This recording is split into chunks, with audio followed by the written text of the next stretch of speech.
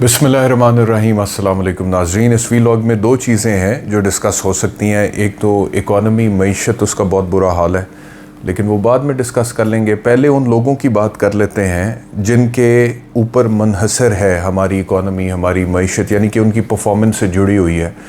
उनका जो रोल है, उनका जो किरदार है, वो किस तरीके से इस हकूमत को, इस मुल्क को चला रहे हैं या किस तरीके से रियासत को चला रहे हैं। उन लोगों की बात कर लेते हैं कि वो क्या कर रहे हैं, वो क्या कह रहे हैं और आगे मुल्क में होने क्या जा रहा है, क्या इंतखाबात होने जा रहे हैं। पहली बात तो मैं आपको ये बताऊं कि इस वक्त जो मुज़ाकरात हो रहे हैं पाकिस्तान तहरीक-ए-इंसाफ और PDM की हुकूमत के माबैन, आप समझ लें कि नाकाम हो जाएंगे, बल्कि आप समझ लें कि हो गए। इसमें से कोई भी ब्रेक थ्रू नहीं होगा। ये सिर्फ एक टाइम किलिंग हो रही है हुकूमत की तरफ से, बल्कि अब तो हुकूमत के अपने वज़रा ने कहना शुरू कर दिया। ख्वाजा आसिफ का स्टेटमेंट है, उन्होंने कहा जी कि हम जलसे करेंगे, अच्छी बात है, करें। ये PTI वालों को वो कह रहे हैं। फिर ये मुज़ाकरात का तमाशा ख़त्म होगा, हम ये हुज्जत तमाम कर रहे हैं। ये ख्वाजा आसिफ कह रहे हैं कि हम ये हुज्जत तमाम कर रहे हैं, यानी कि जो बंदा सीरियस होता ही नहीं है किसी चीज़ के बारे में, वो ही ऐसी बात करता है ना। दूसरी तरफ जावेद लतीफ़ क्या कह रहे हैं, वो ये कहते हैं हालात जिस नहज पर पहुंच गए हैं, इदारों में बैठे लोगों को सच बोलना होगा। इस कौम को इंतशार में धकेलने वाले शख्स से किस बुनियाद पर मुज़ाकरात हो रहे हैं। किसी के दबाव में अगर इस दहशतगर्द टोले से मुज़ाकरात होंगे तो आप पाकिस्तान के दिफा पर कॉम्प्रोमाइज़ करेंगे। Look who saying that, Javed Latif. बात यह है कि पाकिस्तान मुस्लिम लीग नवाज़ के अंदर दो धड़े हैं, आपको पता है। एक मियाँ नवाज़ शरीफ का ग्रुप है, दूसरा मियाँ शहबाज शरीफ का ग्रुप है। इस वक्त हुकूमत में मियाँ शहबाज साहब हैं, और जो मियाँ नवाज़ का ग्रुप है जिसमें जावेद लतीफ़ और मरियम नवाज़ और इस तरह के लोग आते हैं, बहुत सारे, परवेज़ रशीद वगैरह, वो एक अपनी पॉलिटिक्स बीच में खेलते हैं। और यही बात वो इधर भी कर रहे हैं। मिसाल के तौर पे हुकूमत एक तरफ तो मुज़ाकरात कर रही है PTI के साथ, और वो कह रहे हैं इसहाक डार साहब के जी हम कोई रास्ता निकालना चाहते हैं। यूसुफ रज़ा गिलानी का भी यही स्टेटमेंट था। दूसरी तरफ विद इन द PMLN जो दूसरा ग्रुप है जिसका मियाँ नवाज़ शरीफ के साथ बराह रास्त ताल्लुक़ है और उनसे ज़्यादा वफ़ादार है, वो ये कहते हैं कि इससे तो मुज़ाकरात होने ही नहीं चाहिए, तो दहशतगर्द है, ये तो सियासी दहशतगर्द है। मतलब इन्होंने तो सीधा सीधा दहशतगर्द का, मरियम नवाज़ कहती हैं कि वो सियासी दहशतगर्द है और पाकिस्तान के दिफा पर कॉम्प्रोमाइज़ करने के मुतरादिफ होगा अगर इमरान खान के साथ मुज़ाकरात होते हैं। तो मैं आपको ये बता रहा हूँ कि मुज़ाकरात की इस पटारी में से निकलना कुछ नहीं है। अगर आप लोगों ने कोई उम्मीद लगाई हुई है कि मुज़ाकरात में से हो सकता है कि कोई रास्ता निकल आए, कुछ ब्रेक थ्रू हो जाए, कोई सेटलमेंट, कोई इत्तफाक राय हो जाए, ऐसा कुछ भी नहीं होगा। और ये भी मैं आपको बता रहा हूँ आज इस वीलॉग में कि 14 मई को इंतखाबात नहीं होंगे, और ये इमरान खान भांप चुके हैं। इसी वजह से इमरान खान का ये स्टेटमेंट है आज का, जिसमें उन्होंने कहा है कि मुज़ाकरात में हमने एक ही बात कहनी है कल, और वो ये कि 14 मई से पहले असम्बलियाँ ख़त्म करें। हम इलेक्शन एक साथ कराने के लिए भी तैयार हैं, और अगर 14 मई से पहले असम्बलियाँ तहलील नहीं होंगी तो फिर 14 मई को इंतखाबात का हुक्म सुप्रीम कोर्ट ने तो दिया हुआ है। यानी कि इमरान खान को भी ये बात समझ आ गई है कि मुज़ाकरात के नाम पे इस वक्त सिर्फ टाइम गेन किया जा रहा है हुकूमत की तरफ से, और एक हुज्जत तमाम की जा रही है, जैसे कि ख्वाजा आसिफ ने ख़ुद कहा। और किसी सूरत ये नहीं चाहते हैं कि मुज़ाकरात कामयाब हो। खुर्रम दस्तगीर का एक स्टेटमेंट है जिसमें उन्होंने कहा कि ये तो तय है कि इस साल का बजट हम लोग देंगे, यानी कि जून में बजट ये लोग देंगे। और इमरान खान कह रहे हैं कि अगर आप चाहते हैं कि जी मुज़ाकरात के थ्रू कोई इत्तफाक़ राय हो तो सबसे पहले आप 14 मई से पहले असम्बलियाँ तहलील करें। उसके तो करीब तरीन जाने के लिए हुकूमत तैयार नहीं है। तो कहने का मकसद ये है कि मुज़ाकरात का जो मामला है उसको तो आप ख़त्म समझें, वो नाकाम हो गए। 14 मई से पहले इंतखाबात वाली जो बात है, सुप्रीम कोर्ट ऑफ पाकिस्तान अपना एक फ़ैसला दे चुकी है, लेकिन उसके बावजूद ये हुकूमत उसको मानने के लिए तैयार नहीं है। और 14 मई को इंतखाबात पंजाब में नहीं होंगे। जो मर्ज़ी कर ले इस वक्त पाकिस्तान तहरीक-ए-इंसाफ। इलेक्शन कमीशन का रोल मैं देख रहा था कि आज उन्होंने नोटिस दिया है उन्होंने कहा है कि ज़ाब्ते की ख़िलाफ़ वर्जी, ये जो रैली निकली है पाकिस्तान तहरीक-ए-इंसाफ की आज लेबर डे पे, उसमें उन्होंने कहा कि ज़ाब्ते की ख़िलाफ़ वर्जी। मैं हैरान हूँ इस इलेक्शन कमीशन ऑफ पाकिस्तान पे कि जिसको ज़ाब्ते की ख़िलाफ़ वर्जी लेबर्स डे पे निकलने वाली रैली की सूरत में तो नज़र आ गई है, लेकिन 90 दिन से ऊपर जो केयर टेकर हुकूमत चली गई है, निगरान हुकूमत चली गई है, उसमें कोई ख़िलाफ़ वर्जी और गैर कानूनी और गैर आइनी चीज़ उनको नज़र ही नहीं आ रही है। ये कैसा इलेक्शन कमीशन है कि जो सिर्फ एक तरह की ख़िलाफ़ वर्जियाँ देखता है, और उसमें पाकिस्तान तहरीक इंसाफ का अगर रैली भी निकलेगी तो आप उसके ऊपर कह रहे हैं कि ये ज़ाब्ते की खिलाफ वर्जी है। इलेक्शन कमीशन इतना एक्टिव है वहाँ पे, और दूसरी तरफ हुकूमत जो केयर टेकर है, जो निगरान सेटअप है, जिसके बारे में आईन ये कहता है कि 90 रोज़ के अंदर उन्होंने इंतखाबात करा के घर चले जाना है, और वो वहाँ पर बैठे हैं और वो फंक्शनल हैं, वो काम कर रहे हैं, वो गवर्न कर रहे हैं, वो हर तरह के मामलात अपने हाथ में ले रहे हैं। उनके दौरे हुकूमत में छापे भी पड़ रहे हैं, केसेस भी हो रहे हैं, अंडर पासेस का इफ्तिताह भी हो रहा है, दीगर मामलात भी चल रहे हैं। वो इलेक्शन कमीशन ऑफ पाकिस्तान को नज़र ही नहीं आ रहा कि केयर टेकर हुकूमत का तो कोई मैंडेट नहीं है, तो जमहूरी हुकूमत है ही नहीं, ये तो ये कुछ कर ही नहीं सकती। उसके ऊपर कोई एक नोटिस दिया इलेक्शन कमीशन, मतलब कि इससे ज़्यादा बदनीयती क्या हो सकती है इलेक्शन कमीशन ऑफ पाकिस्तान की, कि आपने एक नोटिस नहीं दिया। मतलब कि फॉर गॉड सेक आप इस हद तक मतलब कि वन साइडेड है, इस हद तक बायस्ड हैं, इस हद तक प्रेजुडिस्ड हैं, इस हद तक आप जो है आपकी आंखों पर पट्टी बंधी हुई है तासुब की, कि आपको केयर टेकर सेटअप का कोई प्रॉब्लम नजर ही नहीं आ रहा। मतलब कि the very foundation of this care taker setup is unconstitutional after passing of the 90 days in light of the constitution के इससे ऊपर तो ये जा ही नहीं सकती थी हुकूमत। और उसके ऊपर आपको ख्याल ही कोई नहीं आ रहा, आपकी आंखें ही नहीं खुल रही, आपको कुछ बुरा ही नहीं लग रहा। आपने इलेक्शंस कराने हैं, आपकी जिम्मेदारी है इलेक्शंस कराना इस मुल्क में।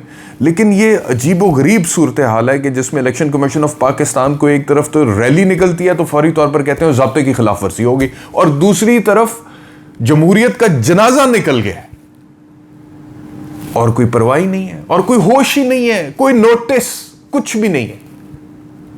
ये इलेक्शन कमीशन ऑफ पाकिस्तान का किरदार है। तो अब बात रह जाती है कि अगर मुज़ाकरात नाकाम होते और 14 मई को इंतखाबात भी नहीं होते, जो कि मैंने अभी आपके सामने प्रेडिक्ट किया है, और आप देख लीजिएगा ऐसे ही होगा, क्योंकि हालात नहीं है ना दूसरी तरफ होते हुए नज़र नहीं आ रहे, तो फिर होगा क्या?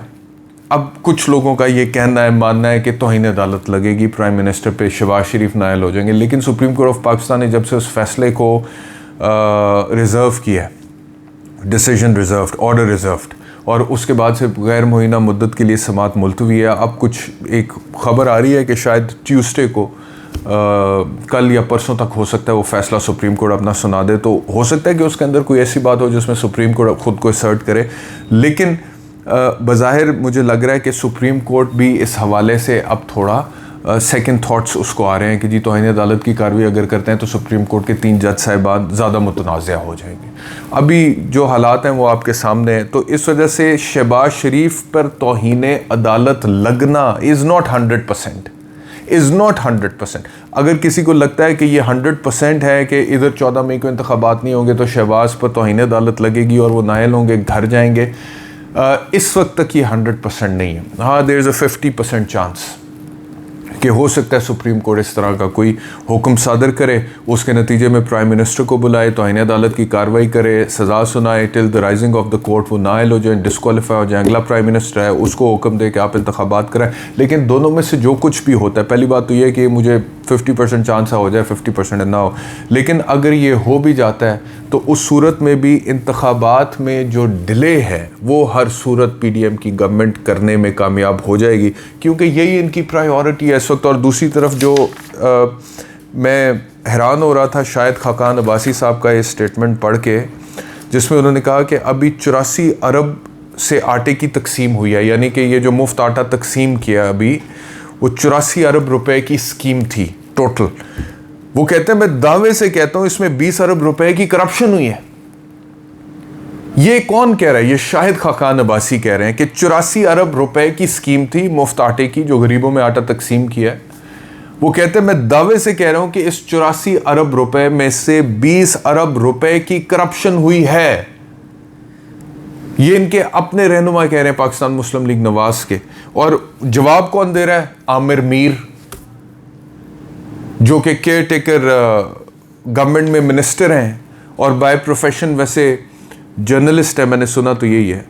तो वो कहते हैं जी कि साबिक वज़ीर आज़म शाहिद खाकान अब्बासी के इल्ज़ाम पर उन्होंने रद्द अमल ये दिया कि मुफ्त आटा स्कीम में 1 पाई की भी करप्शन नहीं हुई है, 1 पाई की भी। वो कहते हैं मतलब कि ये भी कमाल सूरत हाल है कि जो जिनकी हुकूमत है, उन्हीं में से एक बंदा जो कि टिपिकल पॉलिटिशियन है, फॉर्मर प्राइम मिनिस्टर भी रह चुका है और इनको इनसाइड आउट जानता है, PMLN को अंदर से वो पूरा जानते ही है ना, शाहिद खाकान अब्बासी साहब। आजकल वैसे थोड़े नाराज़ हैं, लेकिन मेरे ख्याल में असूली बुनियादों पर वो नाराज़ हैं। तो वो बंदा कह रहा है कि 20 अरब रुपए की करप्शन हुई है, और वो बंदा जो केयर टेकर सेटअप में बैठा हुआ है, जो कि पहले बाय प्रोफेशन जर्नलिस्ट था, इस वक्त मिनिस्टर बन के बैठा हुआ है, वो डिफेंड कर रहा है और वो कह रहा है कि मैं एक दावे से कहता हूं कि कोई किसी किस्म की कोई करप्शन हुई नहीं है। आप बताएं इस मुल्क का फिर क्या बनेगा? यहाँ पे मतलब कि केयर टेकर गवर्नमेंट ना मैंडेट है, 90 दिन से ऊपर जा सकते हैं, ऊपर जा रहे हैं, ऊपर भी जा रहे हैं, हुकूमत भी कर रहे हैं, अहकामात भी सादर कर रहे हैं, निज़ाम भी चला रहे हैं, छापे भी पड़वा रहे हैं, और फिर हुकूमत के ही कुछ सीनियर लोग जब कहते हैं कि जी करप्शन हो रही है, तो केयर टेकर वाले सफाइयां दे रहे हैं कि नहीं नहीं नहीं नहीं हो रही है। शाह से ज्यादा शाह के वफादार हैं। केयर टेकर इस वक्त जो है वो उतना तो शाहिद खाकान अब्बासी वफादार नहीं है, नवाज शरीफ शहबाज शरीफ के, जितने आमिर मीर वफादार हैं इस वक्त। शाह से ज्यादा शाह के वफादार हैं, वो सफाइयां दे रहे हैं, वो जस्टिफाई वो कह रहे हैं कि नहीं, ऐसे मैं दावे से कहता हूं कि कोई करप्शन नहीं हुई है, जबकि शाहिद खाकान अब्बासी कहते हैं कि करप्शन हुई है। शाहिद खाकान अब्बासी ने और भी कुछ देर पहले बड़े कुछ पॉइंट्स उठाए थे। उन्होंने कहा कि आप पार्लियामेंट से निकलते हैं, करोड़ों की गाड़ी में बैठते हैं, अरबों के घर में रहते हैं, करोड़ों का घर का खर्चा है, पैसा कहाँ से आता है? ये वो सवाल उठा रहे हैं कि पैसा कहाँ से आता है। और उन्होंने कहा कि इमरान खान आ जाए या शहबाज शरीफ आ जाए या कोई और आ जाए, कुछ भी तब्दील नहीं होगा अगर कुछ बुनियादी चीज़ों को तब्दील ना कर लिया जाए। हर पार्लियामान का मेंबर जवाब दे कि वो अपना खर्चा कहाँ से लाता है, उम्रे पे जाता है, हर चौथे महीने कहाँ से जाता है, गाड़ी खरीदता है, कहाँ से पैसा लाता है, और अगर खुद कोई टैक्स नहीं देता तो वो दूसरों को किस मुंह से कहता है कि आप टैक्स दें? इन बातों का कोई जवाब नहीं है मौजूदा हुकूमत के पास। आज लेबर डे है, और लेबर डे पे आपको पता है मज़दूरों का दिन है। मज़दूर की जो हालत है वो ख़बर है, एक 46% से ऊपर चली गई है सालाना महंगाई। 20% अद्वियात की कीमतों में इजाफे की मंजूरी दे दी है हुकूमत ने, 20%। शुगर, ब्लड प्रेशर, दिल के अमराज की अद्वियात में 20% तक इजाफा होने जा रहा है। पेट्रोल की कीमत के हवाले से कहा गया था, समरी आई थी कि जी 5 रुपए कम करें, नहीं किया 5 रुपए कम। और मना लें आप मजदूरों का आलमी दिन पाकिस्तान में, लेबर्स डे मनाएं, 2 बातें करें। और वो मजदूरों का, मरियम साहिबा ने आज भी उन्होंने तकरीब से खिताब किया है, उन्होंने मजदूरों के आलमी दिन पे तकरीर थी और सारी तकरीर इमरान खान इमरान खान इमरान खान। तो जिस मुल्क में सियासत इस तरह से हो रही हो, ये डायरेक्शन हो सियासत की, उधर फिर क्या मजदूर और क्या अवाम और क्या मिडिल क्लास और क्या उनके हकूक और क्या उनका मुस्तकबिल? तो यही हो रहा है 75 साल से। दुआ तो यही करते हैं कि अगले 75 साल ये ना हो, लेकिन जो हालात हैं वो ऐसे ही हैं, आपके सामने पेश करते हैं। बहुत शुक्रिया वीलॉग देखने के लिए, अपना ख्याल रखिए, अल्लाह हाफ़िज़।